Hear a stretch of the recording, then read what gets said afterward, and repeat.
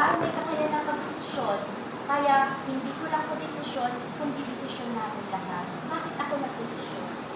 Nagdesisyon po ako sa punto, malapit na pong mawala ang pinanghahawakang respeto sa sarili ko. Malapit na pong mawala ang pinanghahawakang kong pagkatao. At bago ko mawala sa akin yun, minabuti ko po na ito na lang ang aking desisyon. Masakit, struggle, napakahirap po. Maharing hindi maunawaan ng lahat. Pero sa aking puso at sa aking Panginoon, alam ko na nauunawaan ko. Love, struggle, forgiveness. Sa loob po ng 11 taon na yun, tulad po ng nasabi ng ninang namin, alam namin sa puso namin na mahal na kami ng asawa ko. Kami rin po, walang panahon na hindi kami magkakasama na pinag-uusapan namin siya. Ano na kaya nangyari sa papa niyo? Kumusta na kaya siya? Magaling na kaya siya? Mahal natin ang papa niyo. At paulit-ulit ko pong sinasabi sa kanila na anak, huwag niyo sisihin ang papa niyo. Mahal na mahal kayo ng papa niyo. Subalit, may kahinaan siya na hindi na kayang i-express sa abot ng kanyang makakaya ang pagmamahal. Kaya po, nung nag-desisyon kami noong March, napuntahan siya. Nung unang yakap ko pa lang po sa kanya, naramdaman ko na andun pa rin po.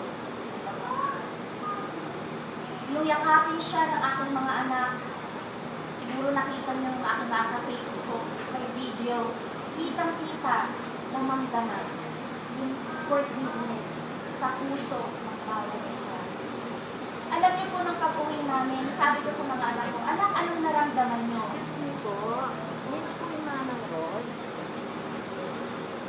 Ang sabi ko, kapatid na ako po ng Nina. Hindi niyo magtoro.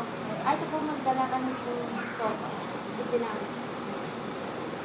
ang sabi po ng panganay ko, nung pauwi na kami, nung first time ko namin siya puntahan, ang sabi, Mama, para kami nabunutan na.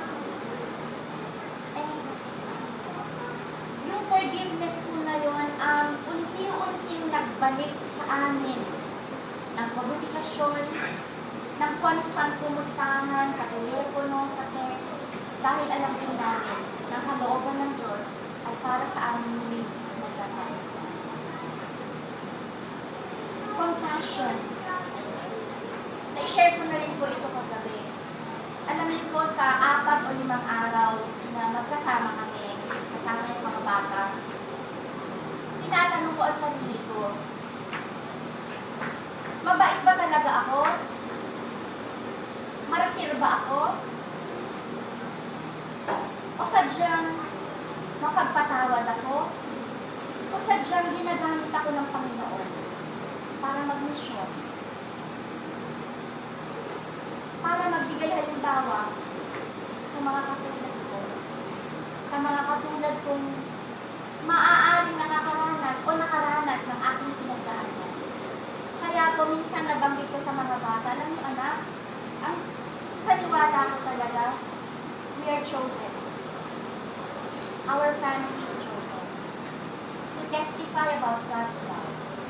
To testify about God's forgiveness. And to testify about God's compassion.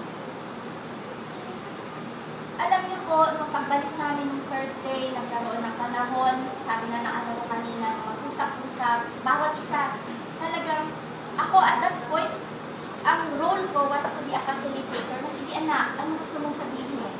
Ikaw, ano gusto mong sabihin? Kasi focus ko